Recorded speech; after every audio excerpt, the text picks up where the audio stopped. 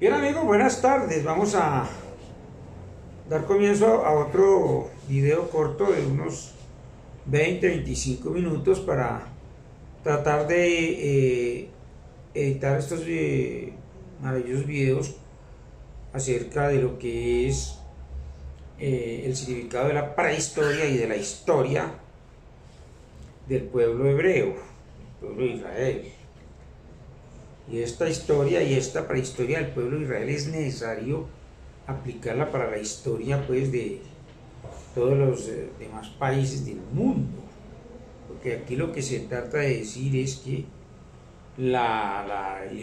digamos la historia sagrada pues de los judíos, que los judíos veneran, que estudian el rabinismo judío. Se trata es más bien del proyecto de la creación del reino de Israel desde su principio, ¿no? El reino de Israel se formó, como habíamos dicho en videos anteriores, se forma con toda la gente en condición de desplazados como forasteros en tierra ajena, en el exterior de cualquier país que sea su origen. Entonces Israel no solamente los que nacieron en Israel, en el Israel de hoy en día, porque hasta entonces cuando se transcribió el Tarot y se creó la Torá, se editó la Torá, no existía el pueblo de Israel, no existía como tal. Pero el pueblo de Israel, o sea, los hijos de Israel, es un modismo, es una forma de referirse a las personas que están en el exterior, sea cual fuera ese origen, pero cualquier país extraño es el exterior para ellos, y ellos viven como forasteros en tierra ajena. Y el vivir como forasteros en tierra ajena ya los condiciona generalmente a vivir prácticamente en la extrema pobreza. Entonces, en la extrema pobreza absoluta eran ya sometidos y abusados y explotados pues por el egipcio, ¿no?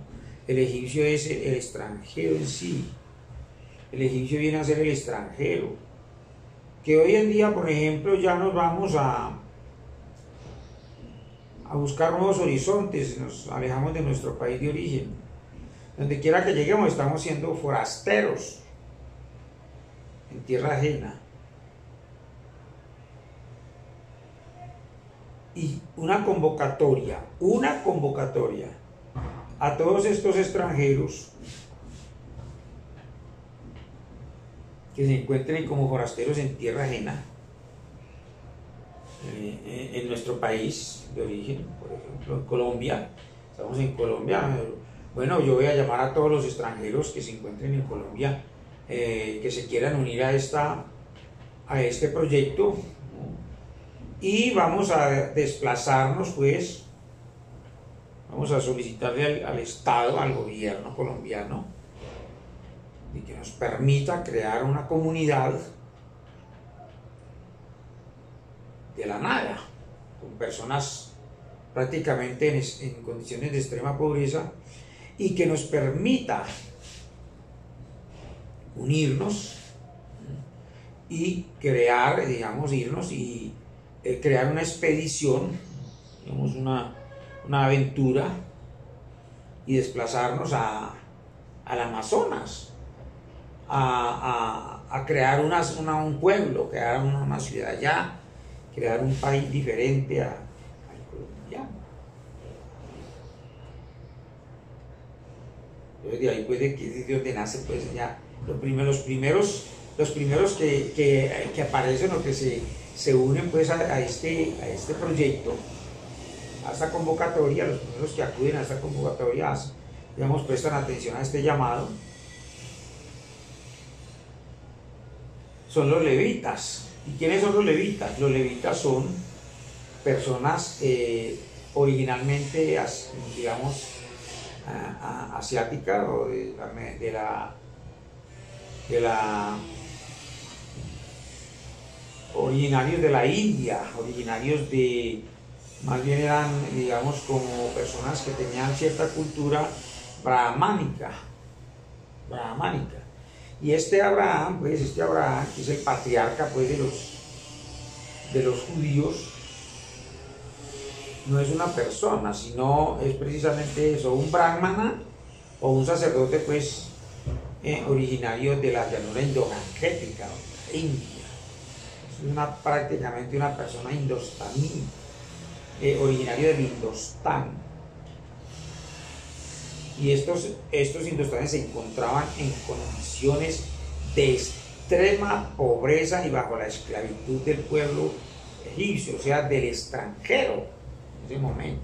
El pueblo egipcio es el extranjero, el poderoso, el que tiene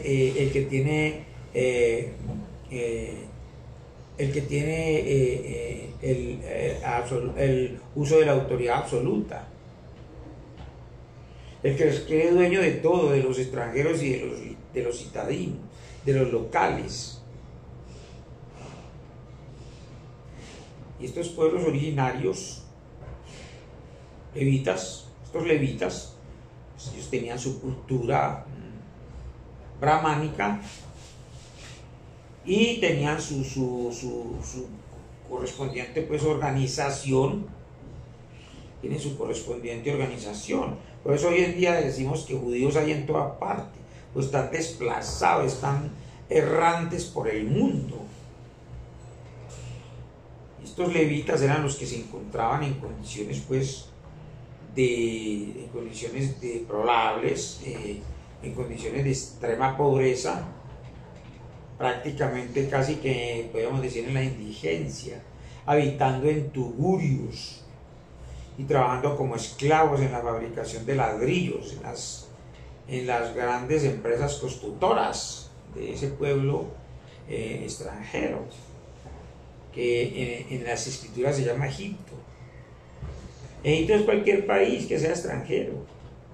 Si yo me voy para España, pues Egipto es el extranjero, porque yo estoy trabajando para el egipcio. Si yo me voy para Australia, esa tierra donde yo estoy como forastero en tierra ajena, eso es lo que llama el Egipto de los faraones. Eso es el Egipto de los faraones. No es el Egipto que hoy en día conocemos y que la gente no conoce su propia historia para ponerse a especular con la historia de los egipcios, de la historia antigua. No, los egipcios antiguos prácticamente eran personas que incluso podían pertenecer a otras razas gigantes. Los egipcios eran gigantes, eran atlantes y eran lemurianos, personas gigantescas. Tenían sus culturas, tenían su religión, tenían su política, su administración pública, su sistema de manejar la economía, los reinos, esos imperios. Y ahí vienen pueblos hebreos inmigrantes de la llanura indo-gangetica o de la India, pues vienen con sus tradiciones y con sus cultos pues brahmánicos y con sus historias y con su historia sagrada. Y estos individuos permanecieron por más de 400 años pues, en el extranjero, en el cautiverio, hasta que llegó el liberador Moisés y comenzó la convocatoria de todas las tribus. Y la primera tribu que fue llamada pues a la convocatoria fue la tribu de Leví. Por eso dice que Aarón fue el primero que fue convocado pues a este proyecto. ¿Y cuál era la misión de Aarón? Como Aarón es digamos prácticamente el sacerdote hindú, sacerdote el brahmana que se llamaba. Entonces él contaba con todo el conocimiento necesario para comenzar a interpretar y a transliterar todo el tarot, todos los jeroglíficos y todas las escrituras antiguas que están impresas en esas piedras. ¿Y de dónde habían sido recuperadas esas piedras? Esas piedras eran 72 tablas de piedra pues que habían sido arrojadas pues entre los juncos, como basura, desechos. Y en esas 72 tablas estaría, digamos, en una forma pues muy copta, pues la doctrina pues que se practicaba en la antigua Babilonia o en el antiguo Egipto. Sabemos pues que Babilonia pues ¿no? prácticamente pertenecía al Egipto antiguo. Y esta cuestión de la esclavitud de los babilonios, la esclavitud por los babilonios del pueblo hebreo, no es un cuento tan viejo, no es un cuento tan antiguo.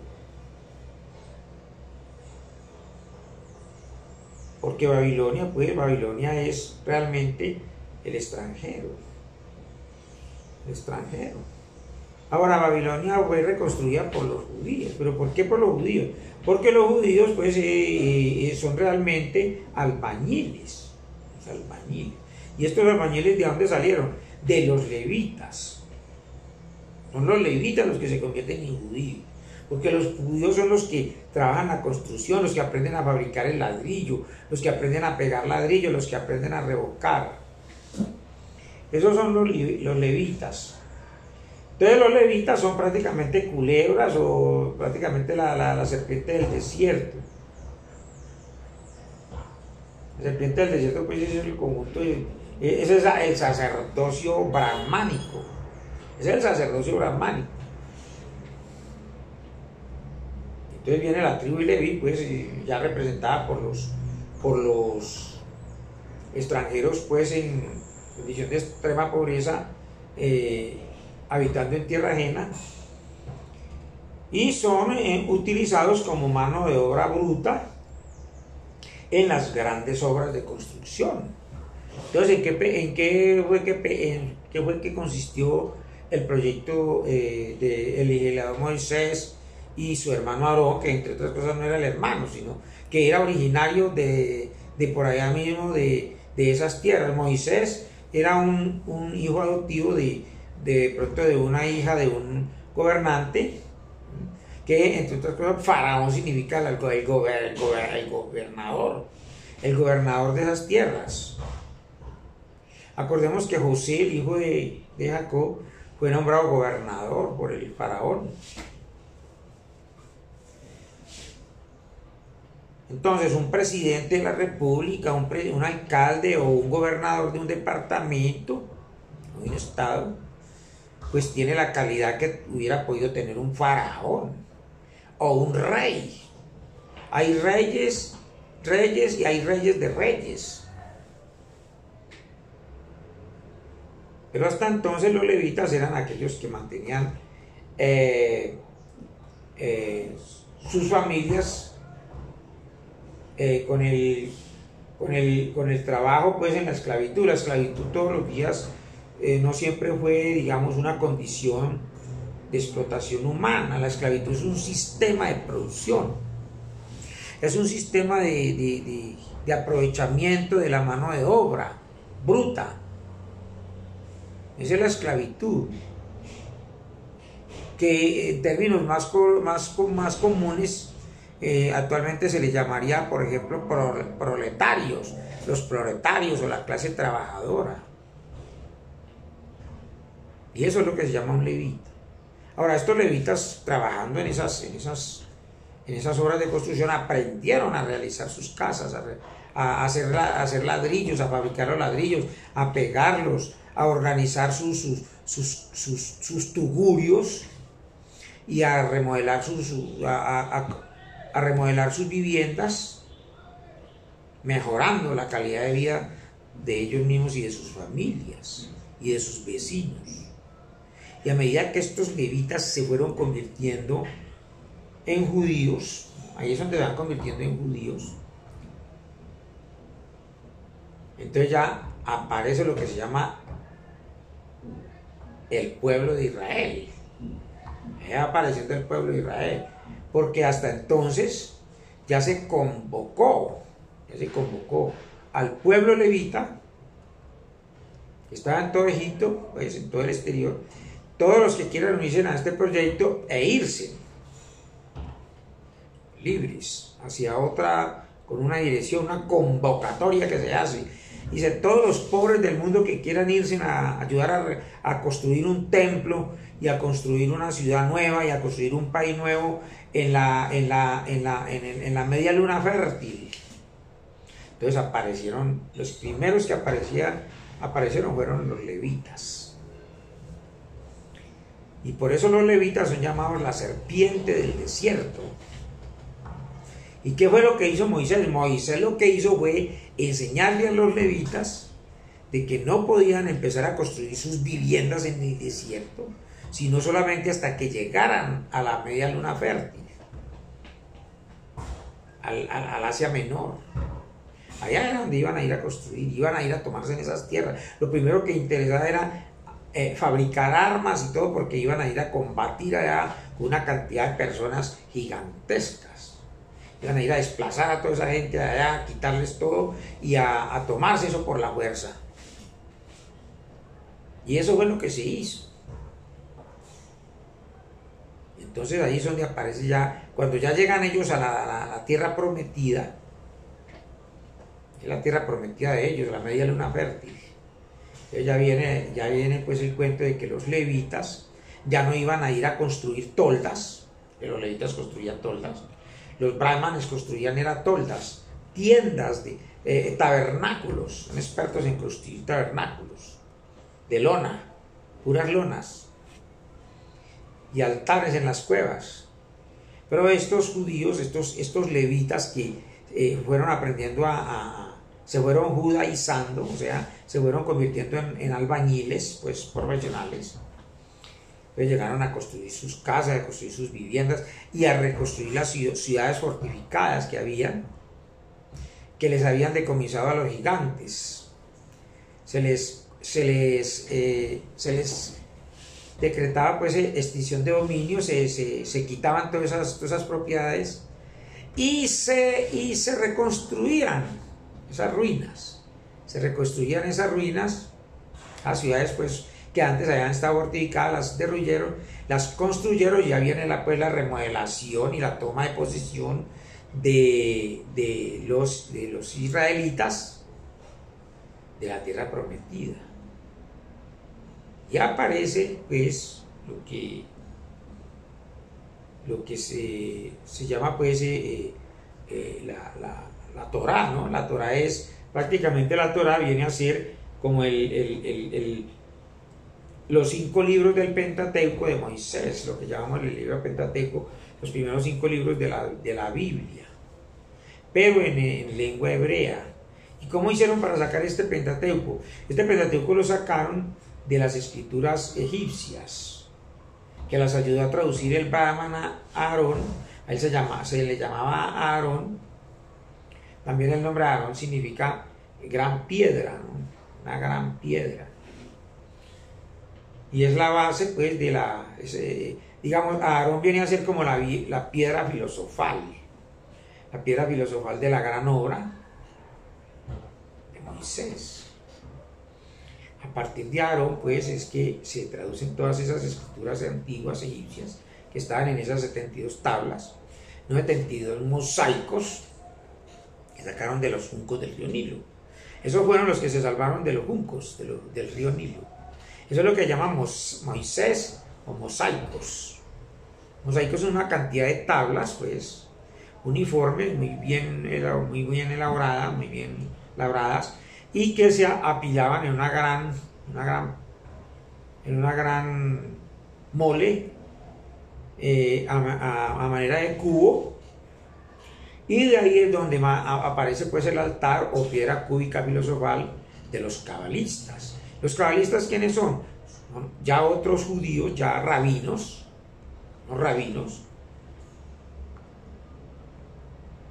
de los cuales muchos de ellos ya se consideraban sabios, que de pronto no eran ni tan sabios.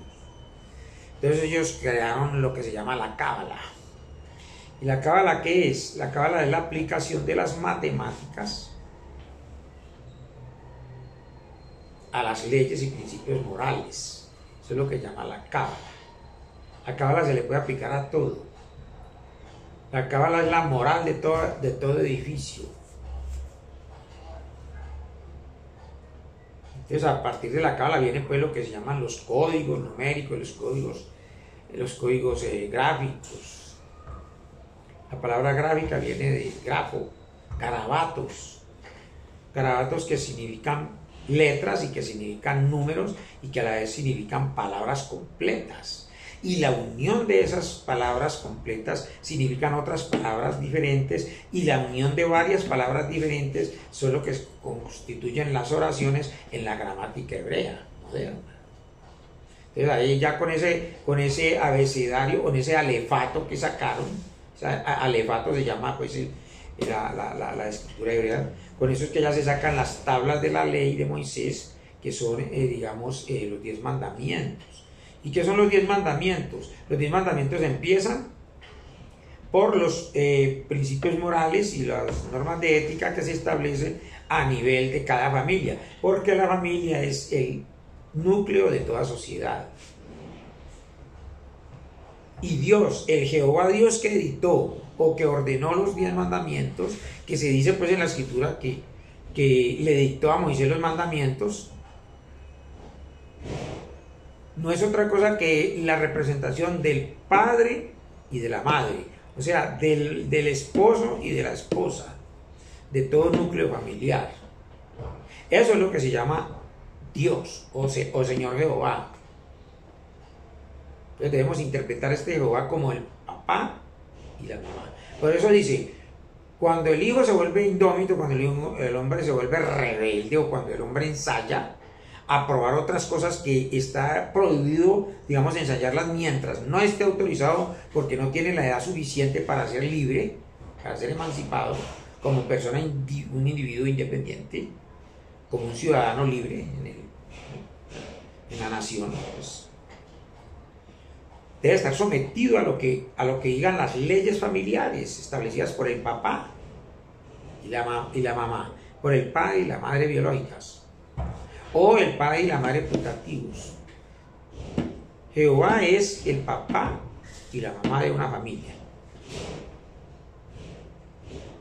Por eso dice, cuando el hijo se insurge, entonces dice, mira, dice que dijo Dios, mira que el hombre, o sea, el hijo varón, mira que el hombre ha llegado a ser como uno de nosotros, conociendo lo bueno y lo malo.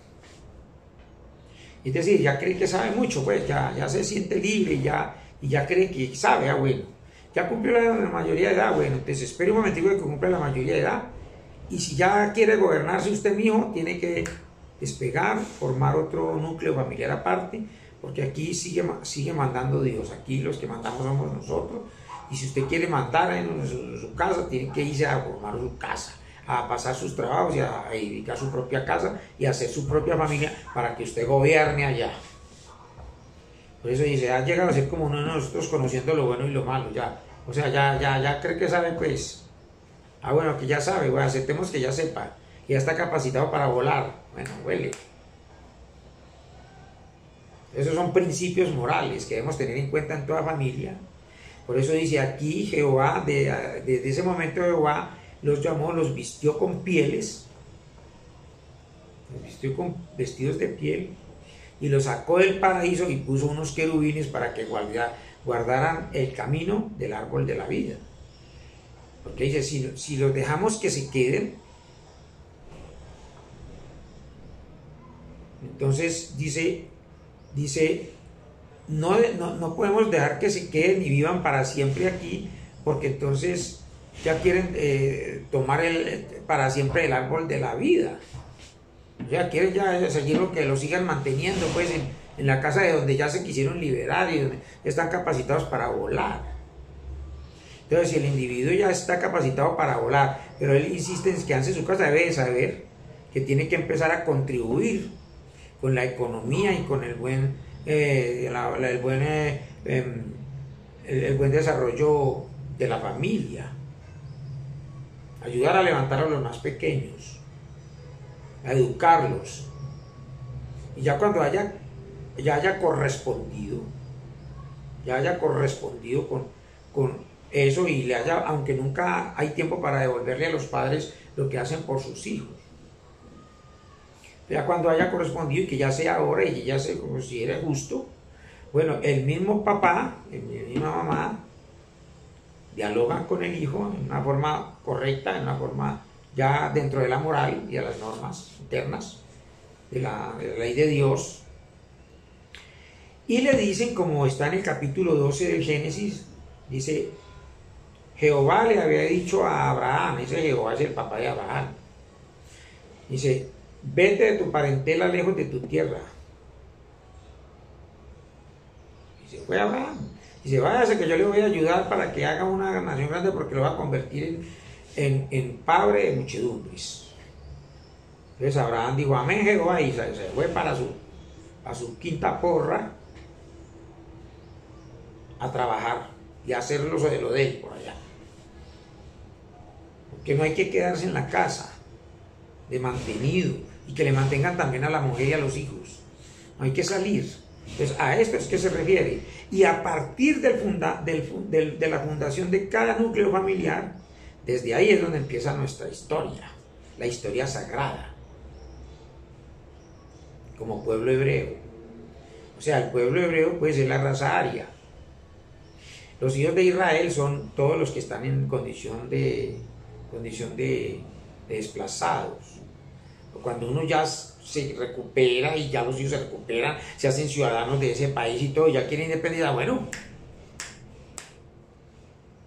ya es necesario que despeguen y que formen nuevos núcleos familiares y que se sometan a la ley, que se sometan pues al decálogo que ya de hecho ya está predeterminado como una ley moral, cumplir esos mandamientos.